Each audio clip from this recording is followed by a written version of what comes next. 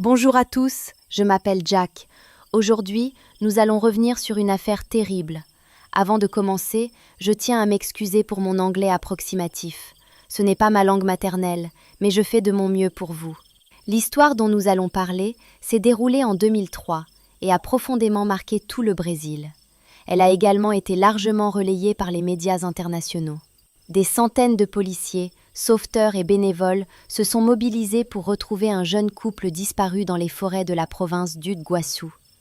Tous espéraient les retrouver vivants, mais malheureusement, cet espoir ne s'est pas réalisé. Les derniers jours de ces jeunes se sont transformés en un véritable cauchemar. Les familles des disparus, déjà accablées par le chagrin, ont dû affronter une autre épreuve. Le principal responsable, un criminel brutal, violeur et meurtrier, n'a pas été puni. Pire encore, il a bénéficié de conditions de vie meilleures que celles dont il disposait auparavant. Qui sont Liana Friedenbach et Felipe Café? Liana Friedenbach est née à São Paulo en mai 1987. Elle était l'aînée de 2 enfants dans une famille assez connue et aisée. Le père, Henri Friedenbach, était un avocat réputé et très respecté dans la ville. Je m'appelle Elias Monclerc. Vous regardez la chaîne Les Ombres du Crime. Merci de regarder mon contenu. Je serai ravie de votre abonnement et like. Bon visionnage. Felipe Silva Café est également originaire de São Paulo. Né en juillet 1984, il a grandi dans une famille nombreuse et modeste. Dès son plus jeune âge, il a travaillé à temps partiel pour subvenir à ses besoins et aider ses proches. Les deux se sont rencontrés à l'école. Leur amitié a vite laissé place à une affection mutuelle et à un premier amour adolescent. Mais ils ont dû cacher leur relation autant que possible. Il faut savoir que les parents de Liana étaient très religieux et élevaient leur fille dans la rigueur. Elle allait à l'école du dimanche dès son plus jeune âge et assistait régulièrement à la messe. Son père et sa mère étaient fermement opposés à toute relation amoureuse à un âge aussi jeune. De plus, les différences sociales jouaient un rôle important. Liana venait d'une famille aisée, tandis que Felipe était issu d'un milieu modeste. Malgré ces interdictions, les jeunes ont décidé de ne pas se séparer. Ils ont simplement dissimulé leur relation, organisant leurs rendez-vous en secret, dans des endroits où personne ne pouvait les voir. Un dernier voyage. À l'automne 2003, les amoureux ont décidé de s'éloigner de tout pour un moment. Ils ont prévu un voyage dans une région isolée et déserte, afin de rester seuls. Ils se sont préparés minutieusement pour cette aventure excitante. Felipe a même pris soin de se trouver un alibi crédible pour justifier leur absence sans éveiller de soupçons. Il a expliqué à ses parents qu'il partait camper avec des amis. Liana, quant à elle, a préféré dire qu'elle partait en excursion avec des jeunes de l'église. Elle était certaine que cette excuse passerait sans problème et que ses parents la laisseraient partir sans poser de questions. Les familles Friedenbach et Café ont cru aux histoires inventées par les adolescents. Ils ont laissé partir leurs enfants, sans se douter du drame qui allait se jouer. Liana et Felipe étaient immensément heureux. Ils allaient pouvoir profiter de la compagnie de l'autre pendant une semaine entière, sans crainte de jugement ni d'interdiction parentale. Ils ont choisi de se rendre dans une province pittoresque appelée Uguaçu. Ils ont emporté une tente, des sacs de couchage, quelques affaires personnelles et une petite réserve de provisions. Cependant, le couple avait presque pas d'argent, ce qui a compliqué leur organisation. En tant qu'étudiants, ils avaient droit au transport public gratuit. Ils ont donc planifié leur itinéraire pour rejoindre leur destination en bus. Le matin du 31 octobre, les amoureux se sont retrouvés au lieu convenu, prenant garde à ne pas être vus ensemble par des connaissances. Ils ont pris leur premier bus. Après avoir atteint une autre ville en fin de soirée, ils ont passé la nuit à la gare routière. Ensuite, 2 autres bus les ont conduits à leur destination. De là, ils devaient marcher plusieurs kilomètres jusqu'à un endroit désert et isolé, caché dans la forêt, où ils prévoyaient de camper et de passer quelques jours seuls. La journée était chaude et ensoleillée. Malgré la fatigue du voyage, les jeunes étaient de bonne humeur, plaisantaient, riaient et faisaient des projets pour leurs quelques jours de vacances. Arrivés sur le lieu indiqué sur la carte, ils ont commencé à monter leur campement simple mais confortable. Des invités inattendus.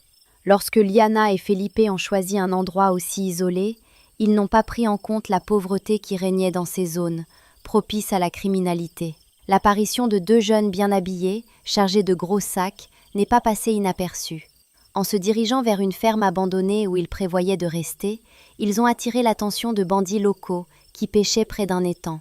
Ces malfaiteurs s'appelaient Paulo César de Silva Marquez, surnommé Pernambuco, et Roberto Alves Cardoso, connu sous le nom de Chino. Ce dernier, âgé seulement de 16 ans, était déjà le chef du groupe. Les criminels s'intéressaient aux étrangers, et ils étaient particulièrement attirés par la jeune fille. Ils pensaient aussi que les sacs des jeunes contenaient des objets de valeur à voler. Les bandits ont suivi discrètement le couple, se cachant dans les buissons. Le couple a monté sa tente, pris un en-cas, puis a commencé à aménager leur campement. Les intrus sont restés en embuscade, sûrs qu'aucune autre personne ne viendrait, et que les jeunes n'avaient aucune arme. Pernambuco et Chino ont alors attaqué Liana et Felipe, les menaçant. Terrifié, Felipe n'a même pas essayé de fuir ou de résister. Après avoir fouillé leurs sacs, les bandits n'ont rien trouvé de valeur. Ils ont alors décidé de réclamer une rançon aux familles. Liana, effrayée, a immédiatement confirmé qu'elle venait d'une famille riche et que son père paierait tout l'argent demandé. Les criminels étaient satisfaits de cette information, mais inexpérimentés, ils ne savaient pas comment organiser la rançon pour garder l'argent et libérer les captifs. Pendant que le plan se construisait, ils ont décidé de cacher les prisonniers pour qu'ils ne puissent pas s'échapper. Au début, ils les ont enfermés dans une bâtisse délabrée près de la ferme, sans porte ni fenêtre. Puis, ils ont décidé de les emmener chez un membre du groupe. Là, Felipe a été attaché et violemment battu pour l'empêcher de s'enfuir ou de résister. Cette nuit-là, les membres de la bande ont tour à tour profité de la jeune fille, qui était attachée et impuissante, brisant peu à peu son moral. Ne parvenant pas à organiser la demande de rançon, ils ont finalement décidé de se débarrasser des captifs et de cacher leurs corps dans la forêt pour qu'ils ne soient jamais retrouvés. Le lendemain, après avoir torturé Felipe, ils l'ont emmené dans un lieu isolé en pleine forêt. À moitié inconscient, il a été conduit en profondeur dans les bois. Un coup de feu a retenti, puis un des bandits est revenu seul. Liana a compris ce qui s'était passé. Son bien-aimé n'était plus en vie. Bien que les ravisseurs aient tenté de la rassurer, elle savait la vérité. Les ravisseurs avaient prétendu avoir libéré le jeune homme, mais en réalité, ils avaient d'autres projets pour la belle Liana. Ces individus mal intentionnés souhaitaient la garder comme un objet de distraction, jusqu'à ce qu'ils se lassent d'elle. À cette époque, personne n'avait encore commencé à chercher les garçons disparus. Quelques jours après le départ de leur fille, les parents de Liana découvrirent qu'il n'y avait pas eu d'excursion avec les garçons de l'église. Les amis de Liana ignoraient également où elle était allée. La famille Friedenbach soupçonnait que leur fille avait fui avec son petit ami. Ils contactèrent immédiatement les parents de ce dernier pour tenter de localiser les jeunes. Cependant, la famille de ce garçon était convaincue qu'il était parti camper avec ses amis et ne pouvait donc pas aider à les retrouver. La situation se compliquait davantage, car aucun des deux jeunes n'avait donné signe de vie depuis plusieurs jours, leur téléphone étant éteint. Grâce à ses relations et à ses ressources financières, Henri Friedenbach mobilisa presque toute la police de la ville. Peu à peu, ils parvinrent à reconstituer le parcours des jeunes après leur fuite.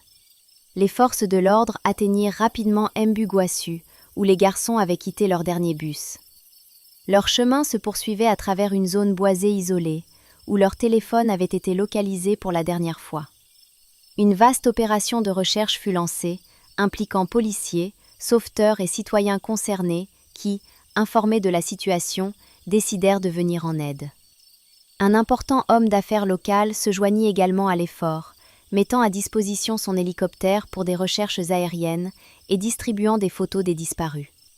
Leur campement fut rapidement découvert et son aspect était inquiétant. Bien qu'aucune trace de sang ou de lutte ne soit visible, il était clair qu'un drame s'était produit. Les effets personnels des jeunes étaient éparpillés, leurs sacs vidés. La tente avait été ouverte de manière violente et les téléphones portables des garçons traînaient au sol. En fouillant les environs, les sauveteurs trouvèrent bientôt le corps sans vie de Philippe. Attaché, il avait été abattu à bout portant, ne laissant aucune chance de survie. Il devint évident que les chances de retrouver Liana vivante étaient minces, mais comme on dit, l'espoir fait vivre. Henri Friedenbach fit appel à la presse pour que la recherche soit largement relayée. Un important montant de récompense fut annoncé pour toute information concernant Liana, mais cela n'améliora pas les résultats. Après s'être débarrassés de Philippe, les criminels ramenèrent Liana à la maison où ils les avaient retenus tous les deux. À ce moment, leurs complices Antonio Gano da Silva et Agnaldo Pius Chino les avaient rejoints. Ce dernier déclara avec arrogance que Liana lui appartenait et qu'il pouvait en disposer à sa guise. Il invita les autres à assouvir leurs désirs les plus sombres, proposition qui fut immédiatement acceptée. Le lendemain, apprenant l'ampleur des recherches, les criminels décidèrent de changer de lieu et emmenèrent la victime chez Anthony Mathias de Barros, un autre membre du groupe. Le soir même, ils partirent pêcher avec Liana. Le chef du groupe lui passa sa veste pour la protéger du froid, feignant ainsi une forme d'attention. Ce même soir, le frère aîné de Chino, ignorant les agissements de son frère, arriva sur place. Chino lui révéla que Liana était sa compagne, mais son frère la reconnut immédiatement comme étant la jeune fille recherchée. Il prit son frère à part pour lui signaler que la police les suivait de près. Prenant cette mise en garde au sérieux, Chino décida qu'il fallait se débarrasser de Liana au plus vite, puis fuir pour se faire oublier. Il mentit à Liana en lui disant qu'elle était libre et qu'il allait la raccompagner sur le chemin. En réalité, il la conduisit dans la forêt où il la tua brutalement à l'arme blanche, puis asséna un coup violent à sa tête pour s'assurer qu'elle ne survivrait pas. Le corps de Liana ne fut retrouvé que 5 jours après le drame. Elle ne montrait plus aucun signe de vie et avait été gravement mutilée. Elle portait la veste du meurtrier, qui devint une pièce clé de l'enquête. Les criminels avaient fait preuve d'une cruauté extrême, mais aussi d'une grande imprudence. Ils ne tentèrent ni de fuir ni de cacher les preuves matérielles, croyant à tort qu'ils ne seraient jamais retrouvés. Cette confiance naïve facilita grandement l'identification et l'arrestation de tous les membres du groupe. Comme mentionné, Chino avait laissé sa veste sur le corps de la victime, portant ses marques de sueur. En outre, il avait ramené l'arme du crime chez lui, l'avait nettoyée puis cachée dans son jardin. Il avait également tenté de laver les vêtements tachés du sang de Liana pour pouvoir continuer à les porter. L'analyse ADN permit d'identifier les membres du groupe responsable des violences contre Liana. Tous furent arrêtés presque simultanément. Le chef du groupe ne nia pas les faits et se mit à témoigner avec arrogance, se vantant d'avoir enlevé, maltraité et tué la malheureuse victime. Il décrivit en détail les derniers jours de Liana. Après un long procès, la plupart des adultes impliqués reçurent des peines sévères. Peran Bua fut condamné à perpétuité pour le meurtre de Philippe. Antonio Gano de Silva et Agnaldo Pius reçurent également des peines de réclusion à vie. Anthony Mathias de Barros fut condamné à 6 ans de prison car il n'avait pas participé aux tortures, mais avait simplement mis sa maison à disposition. Pour le chef du groupe, âgé de seulement 16 ans au moment des faits, la situation fut plus complexe. Il fut envoyé dans un établissement spécialisé pour mineurs, avec un régime relativement souple. Il tenta plusieurs fois de s'évader et adopta un comportement agressif, ce qui conduisit à une expertise psychiatrique. Cette évaluation révéla plusieurs troubles mentaux. Pris individuellement, ces troubles n'étaient pas particulièrement dangereux, mais leur combinaison transforma le jeune homme en un individu dangereux, dépourvu de compassion ou de remords. Suite à ce diagnostic, il fut transféré dans un établissement médical fermé où il devait suivre un traitement et une réhabilitation obligatoires. Malgré de nombreuses demandes des familles des victimes, aucune sanction supplémentaire ne fut prononcée contre lui. Ainsi, Chino se retrouva dans des conditions meilleures qu'avant le crime. Il disposait désormais d'une chambre privée confortable avec télévision, accès à Internet et un lit orthopédique. Il bénéficiait d'une alimentation équilibrée avec un menu personnalisé, conformément à la politique de l'établissement médical où il était détenu. Le coût mensuel de son entretien était estimé à environ 1200 réaux, soit environ 2500 $. Ces dernières années, il a régulièrement demandé sa libération, affirmant avoir suivi un traitement complet et ne plus représenter de danger pour autrui, ce qui signifierait qu'il pourrait reprendre une vie normale. C'est une histoire terrible et bouleversante. Vous avez regardé la chaîne Les Ombres du Crime. Merci d'avoir regardé et bonne journée.